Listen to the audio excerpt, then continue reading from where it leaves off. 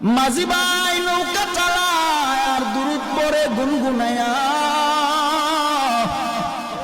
ওই নদীর মাঝে একটা মাছ মনোযোগ সহকারে ওই মাঝি ভাইয়ের দুরুদের আওয়াজ শুনতেছে।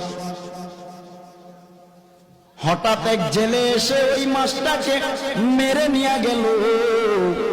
নিয়ে যাওয়ার পর বাজারে নিল, বাজারে নেওয়ার পরে বিক্রি করে। মাছটা মনোযোগ সহকারে নবীর দুরূদ শুনতেছে, আর ওই দিক দিয়া জেলে ভাই মাছটাকে ধরে নিয়ে গেলেন বাজারে বিক্রি করে। হঠাৎ করে আবু বকর বাজারের দিকে গেলেন, বাজারে যাইয়া মাছটা ক্রয় করলেন।